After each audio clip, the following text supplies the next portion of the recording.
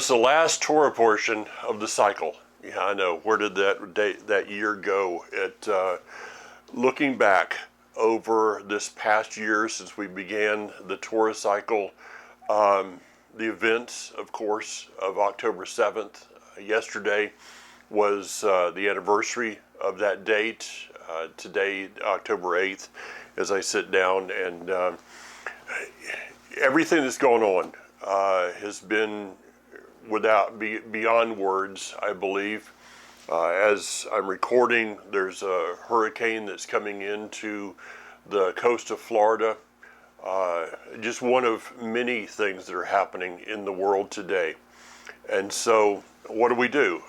We embrace the day as best we can, and look forward to another Torah cycle, as be doing that as we go from here into Sukkot, and the last day of the festival, the 8th day.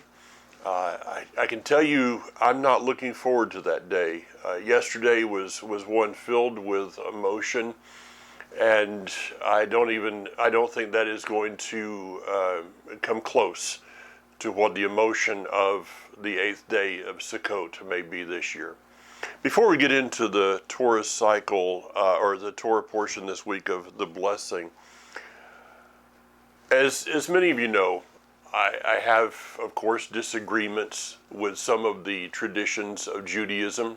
I have disagreements with the traditions of Christianity. Okay, that's fine.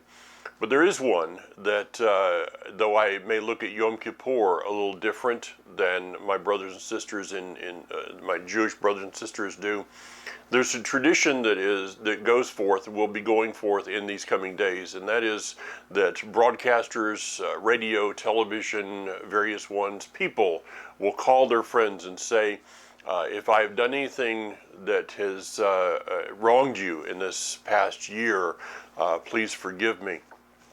With that, I wrote a letter to our partners this morning, and I asked Kathy to read just the first couple of paragraphs first, and ask her opinion about something I'd like to do. I'm not making this program about me. But in the last week, as I've thought about October 7th, it has dawned on me that this year, the events of that day, the continued alarms going off on my phone, a red alert, being in Israel, weeping with soldiers, hugging friends, that this year has not just affected me emotionally, has not just affected me mentally, but has affected me in what I wrote as down to the very DNA of my soul. And I don't even know that our soul has DNA, but if it does, that's kind of where I'm at. And I think probably many of you can relate to those words, because as I've been on the road and I've talked to you on the phone or an email conversation or whatever, we can feel that. It is tangible. It is not something that I have tried to pray away, nor is it something I will try to pray away.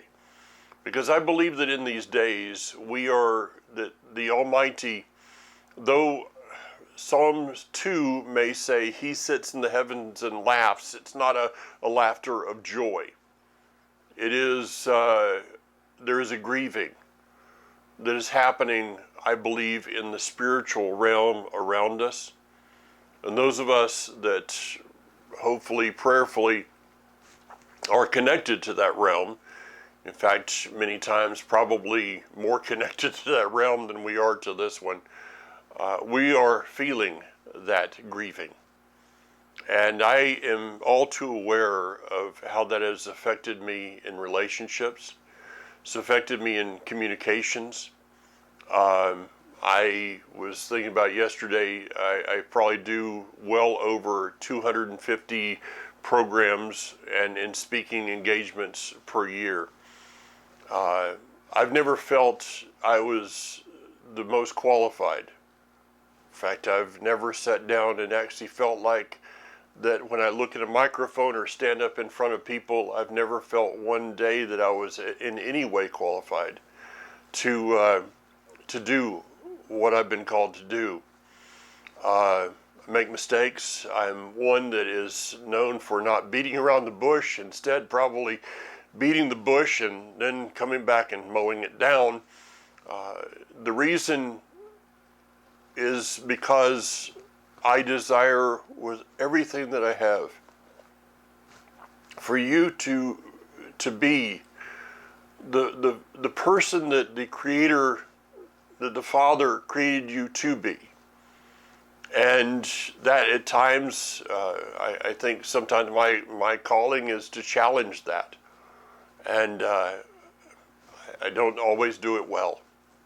And so, if in the last, well, shouldn't even say, in the last year, at times that my communication skills, my words have been one thing in my head and come out totally different out of my mouth. I don't have a teleprompter. The notes that I have are people say, could I have your notes? Sure, they won't do any good because tomorrow they don't do me any good. I have no idea what I wrote. I ad-lib most of everything that I do when I sit down here. And it comes out wrong. And many times I go back and think, I could have said that different, and I wish I had. So if you've been a victim of that time, I would ask your forgiveness in that. Again, I'm not using October 7th as an excuse, but I believe that these are days that, as Matthew chapter 24 says, these things must happen. Our prayers are not going to pray away the days that we are in. To try to pray away these days is at best manipulation. At worst, I won't even go there. But it's a time to give each other grace. It's a time to understand the grieving process that we're going through, we continue to go through. I have the red alert app on my phone. It goes off continually. I've so many times tried to turn it off, and I'm not allowed, because the first time I did, I felt the Father saying to me, in Israel they can't turn it off, and they're the ones they're in the midst of it. There's not a red alert app that, there's not a time that the red alert is gone off and I felt in danger, but they are. And now these rockets coming into Tiberias, to Magdala, to the areas in the Galilee region, into Tel Aviv. I'm not prophesying anything, but I believe I can tell you this, that the coming year, the next Torah cycle that we go through will be more prophetic than the last Torah cycle. Yeah, the words of the Song of Moshe, the Song of Moses, were prophetic for our day. They're going to continue to be, even of greater level. I started the other day reading through the Psalms, and I just overwhelmed by the significance. I've always enjoyed reading the Psalms, but I've never just kind of entered into them at the level that I am right now, and I'm only like 6 Psalms into the 150. What is this year going to be ahead of us? No one really knows. But he who has declared the end out of the beginning, he knows. And I think that maybe we are entering into a grieving in ourselves, because if our very spirit and soul is connected with Him, then we're going to be feeling the same emotions. If you're married, you know that if your spouse is going through something, you just pray that it's not the same day that you're going through something. You know, it's the Proverbs talks about that one will be down and the other one will be up, and that day that you come together and you find out that both of you are down is a really rough day. But maybe the Father is giving us an insight into His heart in these days. And I'm starting to ramble, I think, a little bit, but maybe I've made a little bit of sense along the way. So please understand that if something is miscommunicated, I try to never sit down in front of the other camera, stand up in front of people and target someone, but at times it comes out wrong. Please understand that there's not a moment, there's not a time that is intentional. It's just that you have chosen to, and I guess continued to choose, to listen to a very flawed and inadequate person who's trying to challenge you, as I'm trying to challenge myself, to become the person, the fullness of the person that the Creator has called us to be.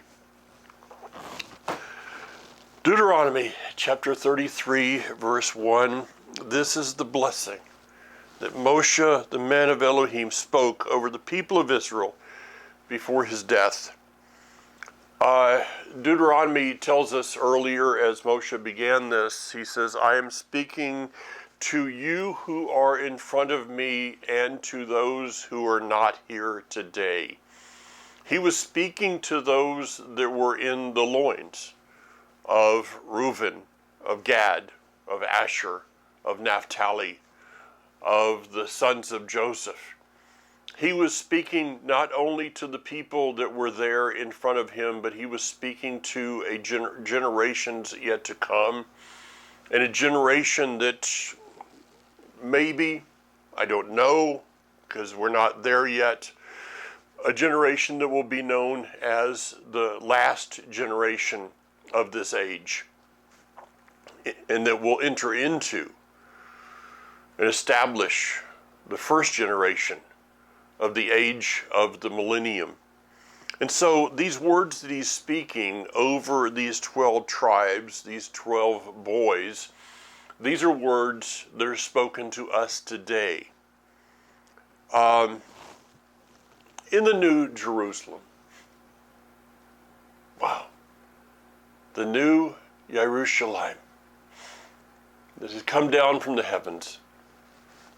We read that there will be 12 gates. The joke is that there will not be a gate called Christian. There will not be a gate called Messianic Hebrew roots. There will not be a gate around back called Gentile. There will only be 12 gates. And there will be 12 ways of entering into the city. And you and I, in Messiah, I believe that my ticket has been paid for entrance into that. I was talking with a friend yesterday, and he's from Florida, and we were talking about how this hurricane is coming in, and it looks like it's going to go pretty close to over the top of Mickey and Minnie. And we were talking about how people used to come at the beginning of Disney World. This is not a commercial for Disney World by any means, especially not in these days. But people would we had cousins come from California, and they all wanted to go to Disney. And we would comment about how expensive it was then, but comparatively to what is now. The cost of entering into the new Jerusalem is beyond what money can buy.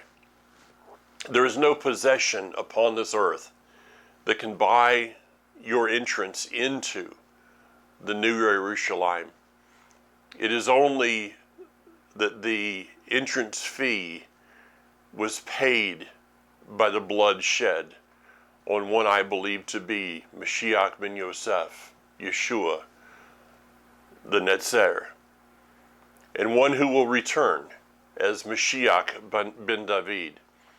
His death, his resurrection, has paid the entrance. Now the question is, which entrance will we be going into? Will we all be going into the entrance of the tribe of Ephraim, of Yosef? I don't believe so. I believe we will be grafted in, as we probably already are, adopted into a family, a tribe, a people. Which one is it going to be? Well, we'll figure out when we get there. But in that day, excuse me, all the tribes are going to be different. And that's the beauty of this blessing.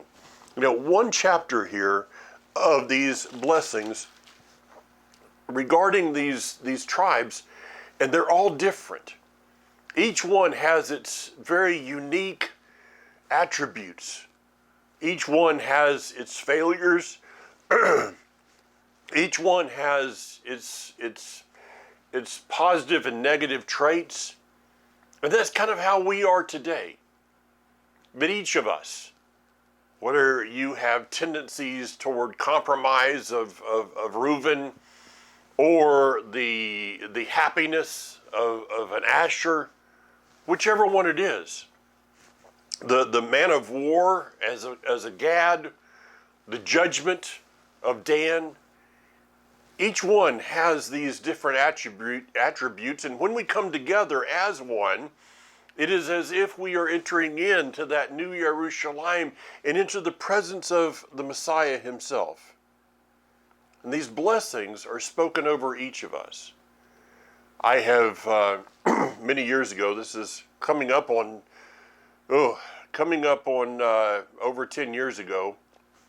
I see it's more than that. This is almost 20 years ago. I recorded about 5 hours of teaching on the 12 tribes, and my wife Kathy and others have been kind of after me in the last year, I think, to re-record that. And I guess maybe that should be on my agenda for 2025, and I'll try to get that done because I'm sure that there's understanding that I have today that I didn't have back then. And so, well, I'll try to get that accomplished in the coming year.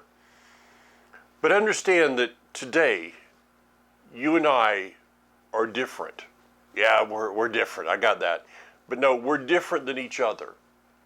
I talk about this in the shofar message, that every shofar is different.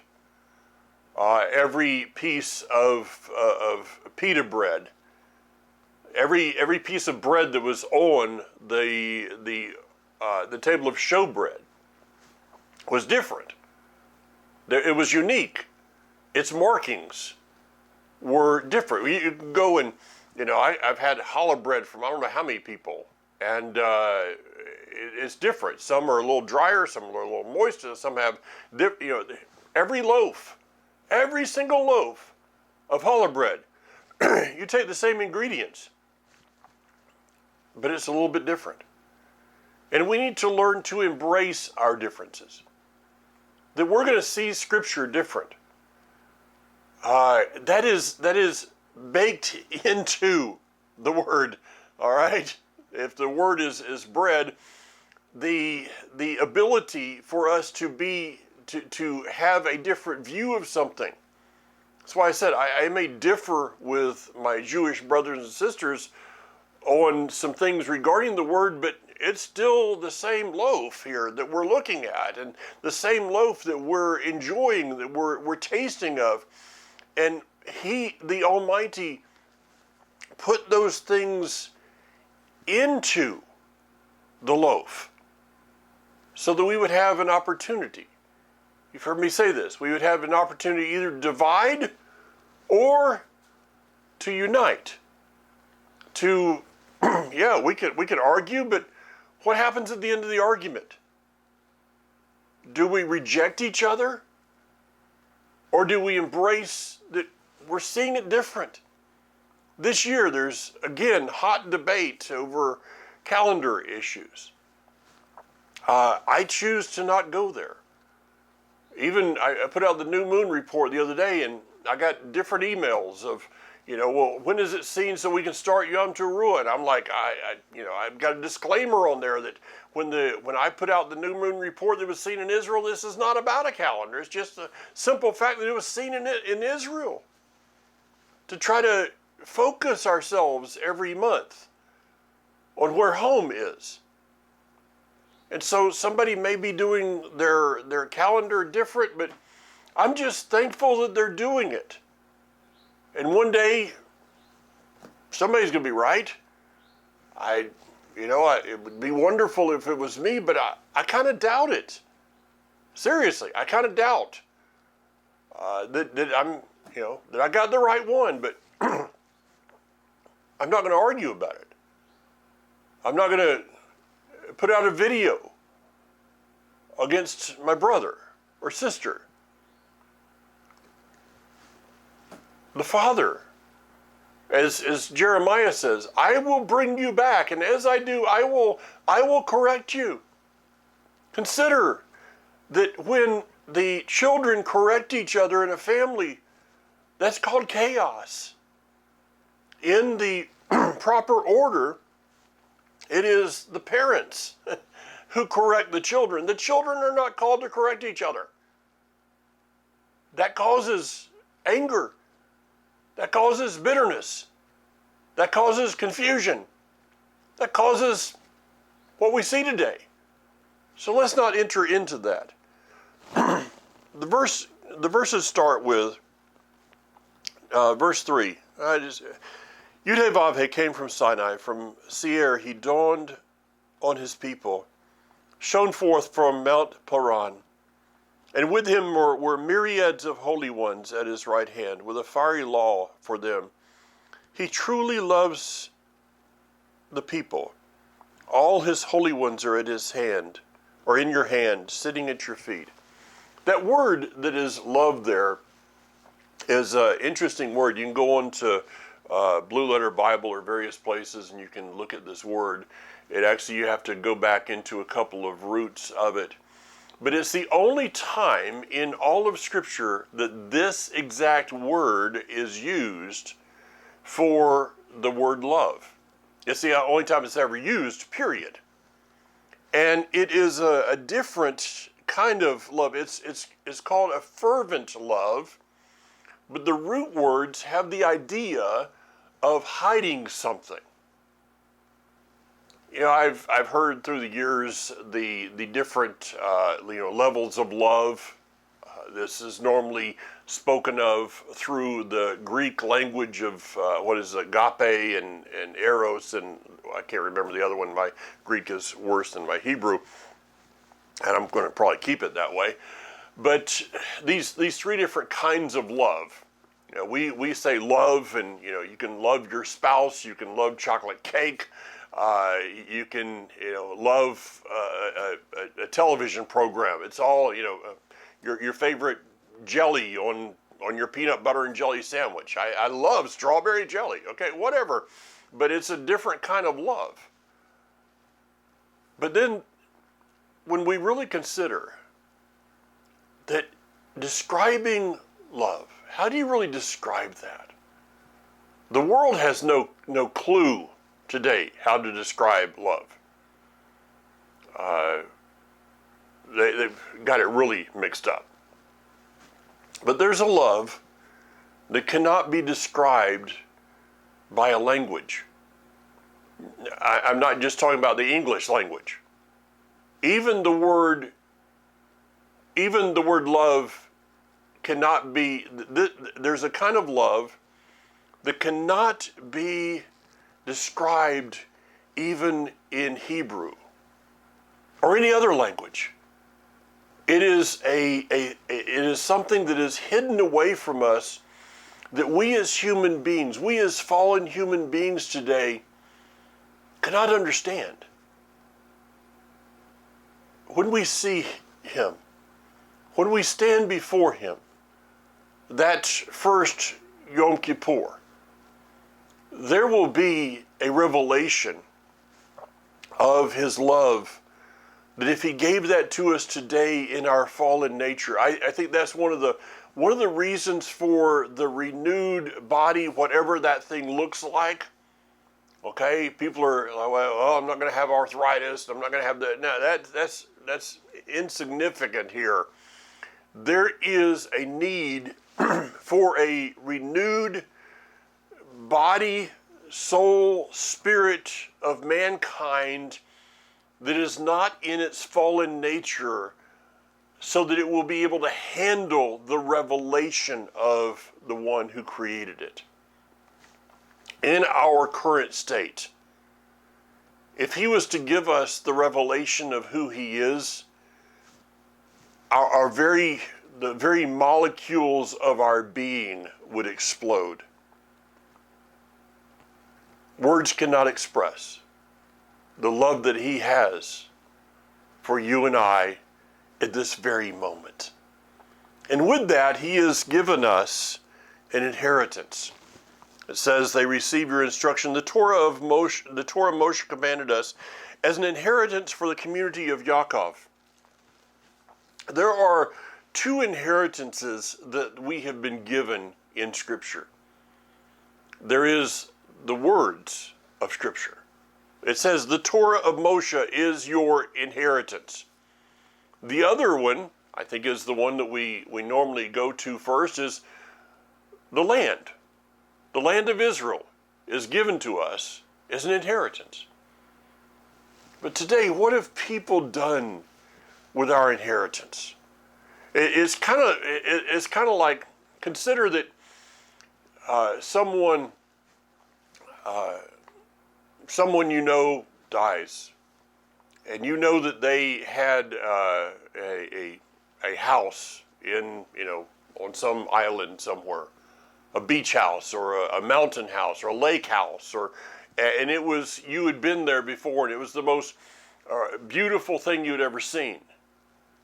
And little did you know that when they died, that they were going to leave you that as an inheritance. And so you go with all these anticipations, these thoughts in your mind of what that place is now going to look like. And when you get there, it's been destroyed by vagrants, by squatters. There's trash and worse strewn everywhere. The windows are broken out. The doors are off their hinges. The furniture has been destroyed, ripped, torn apart. Imagine the grief that would be there. Well, when we consider that the Father has given us the Torah as our inheritance, and what have people done with it? Well, it's done away with.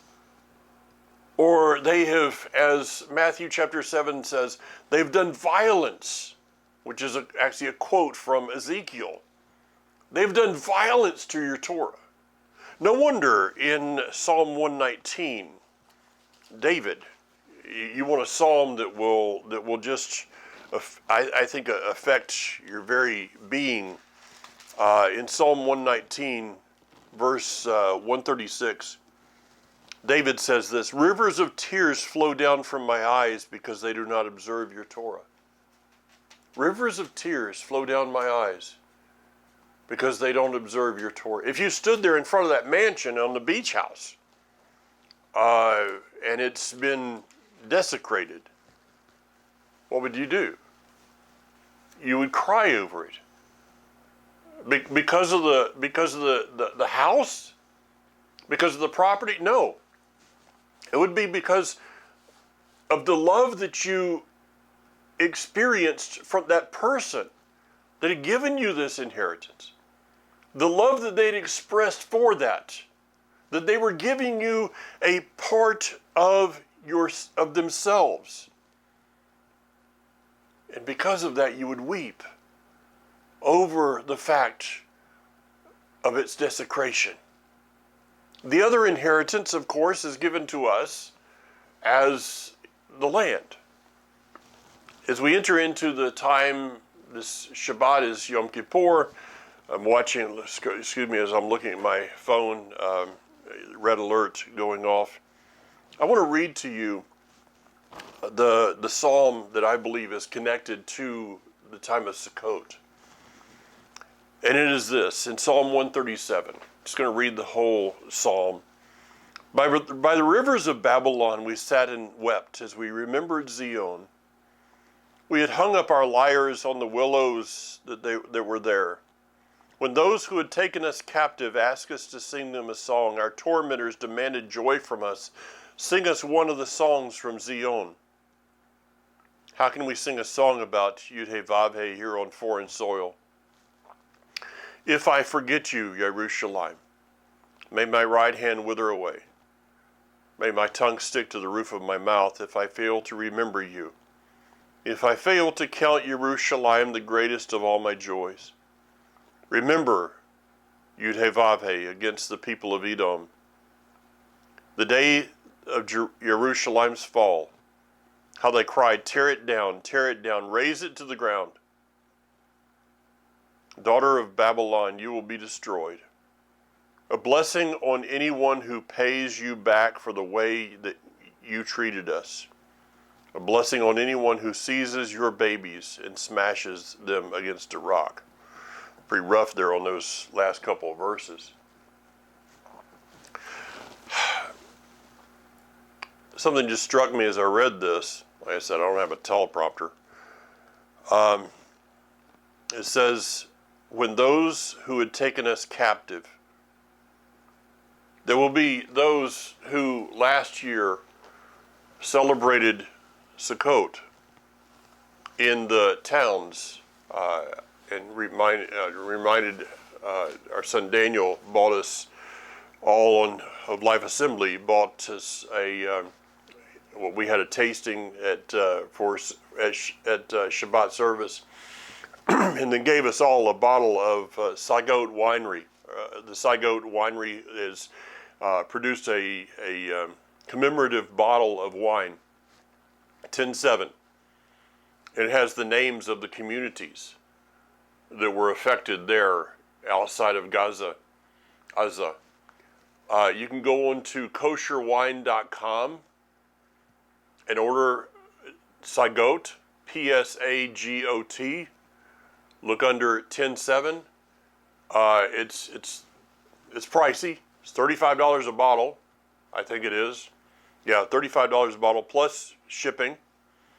And you can get a case and get free shipping, and maybe a number of you want to go together and get a case and, have some at Sukkot.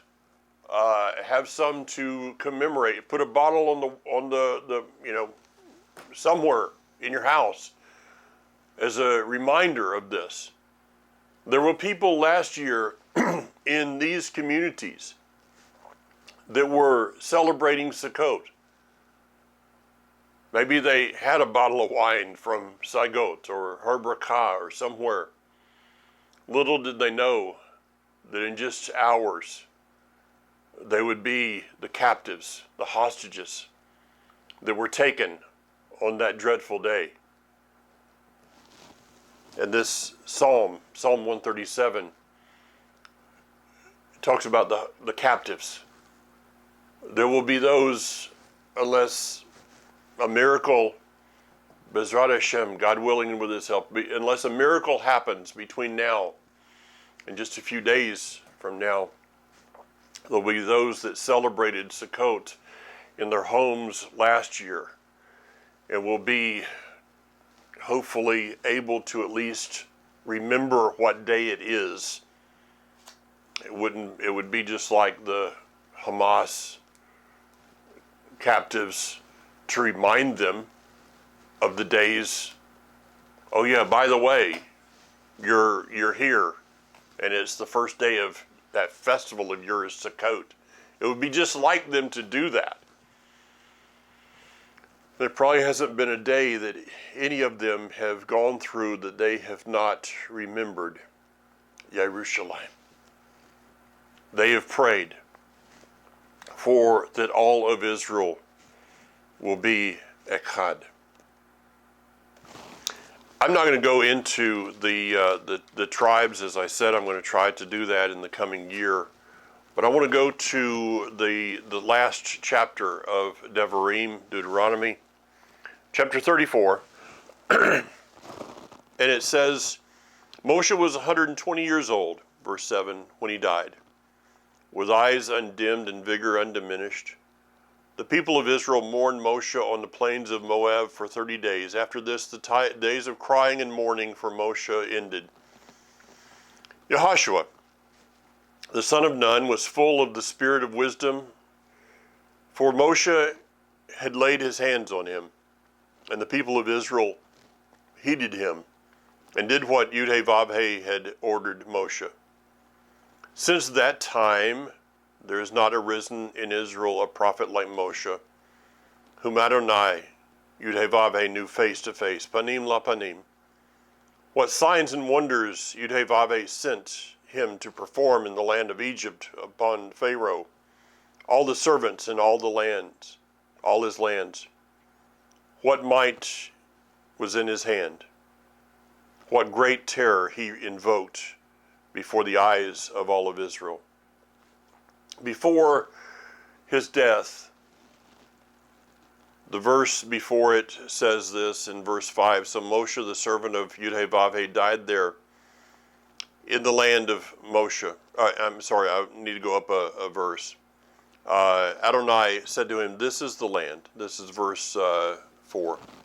This is the land concerning which I swore to Abraham, Isaac, and Yaakov. I will give it to your descendants.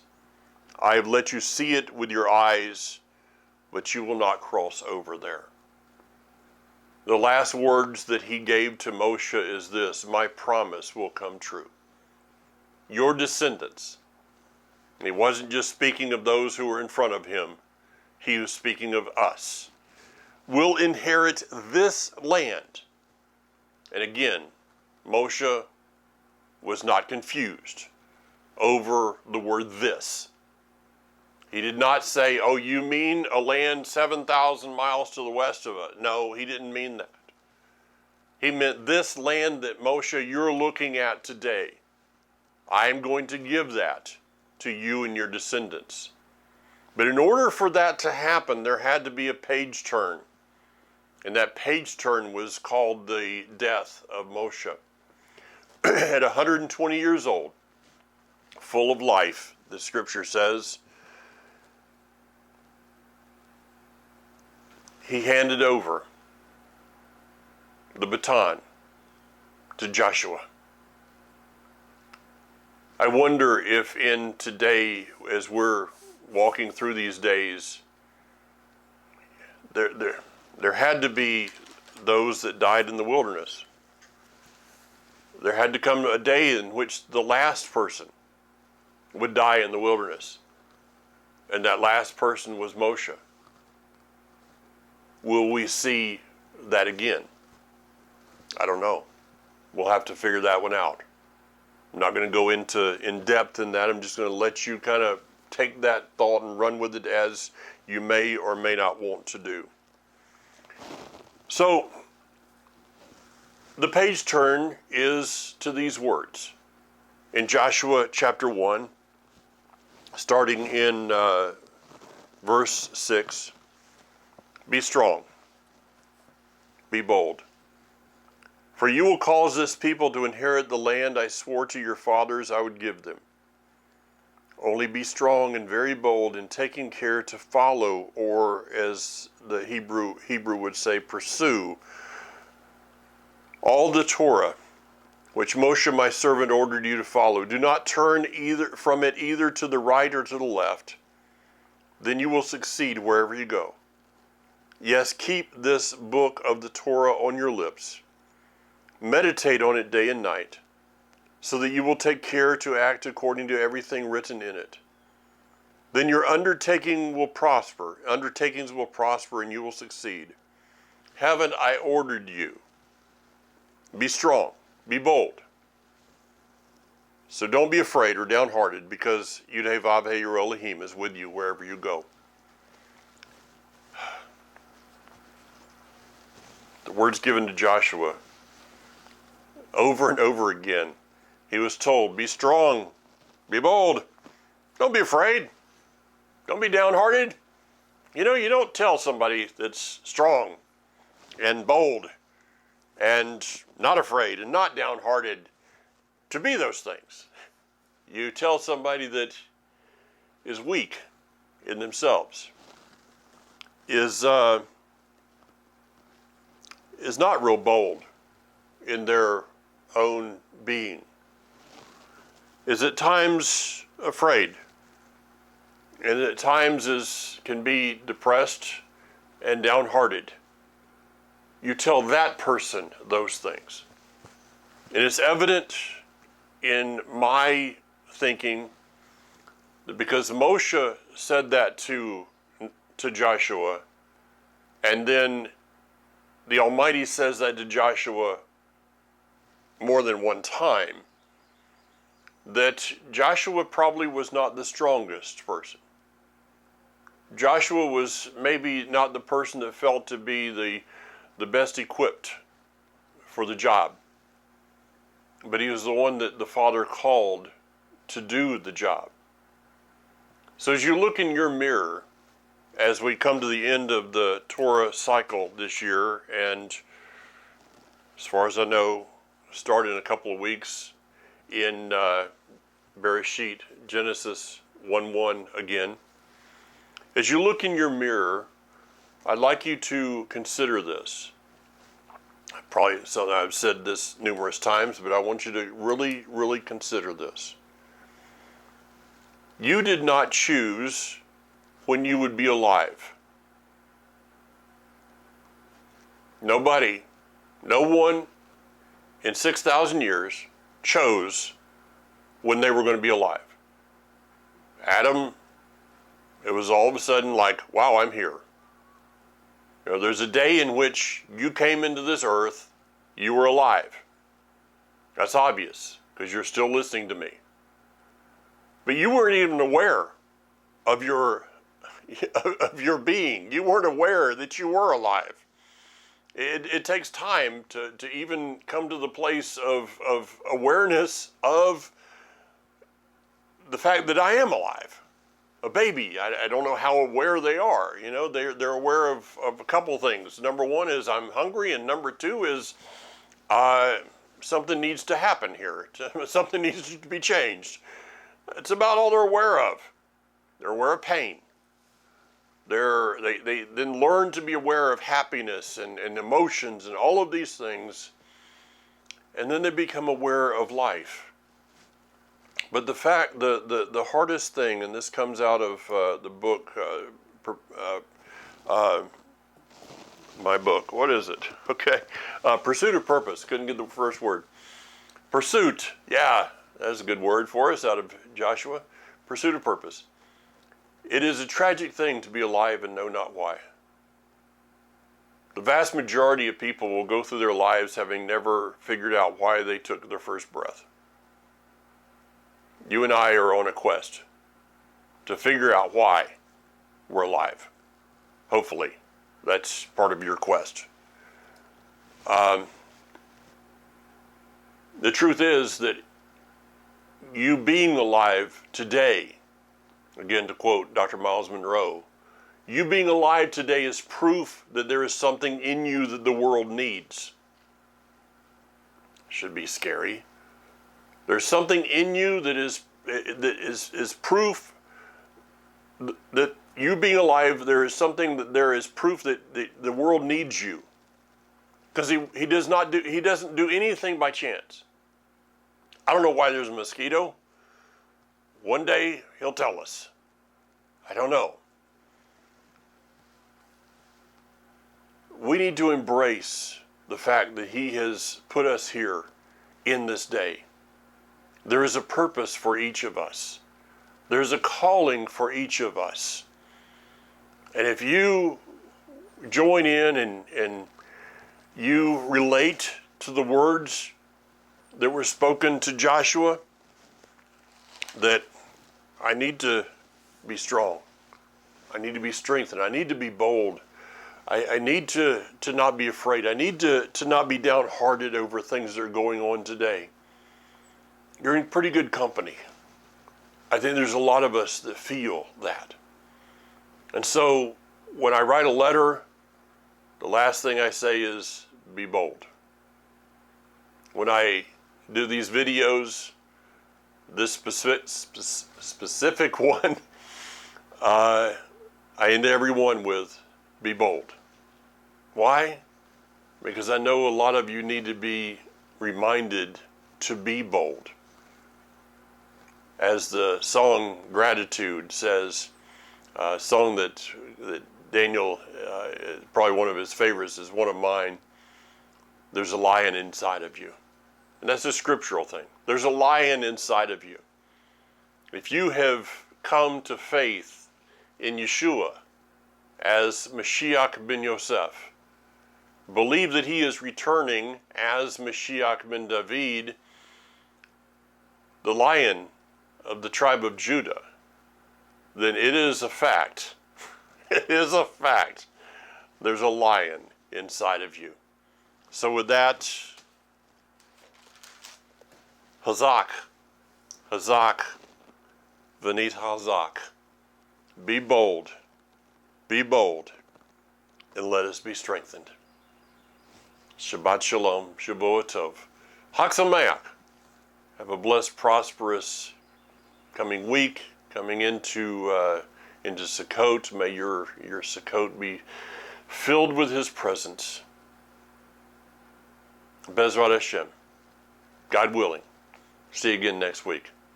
I might as well say it again. Be strong. Yivarechecha Adonai v'yishmarecha. Ya'er Adonai panav elecha v'yichunecha.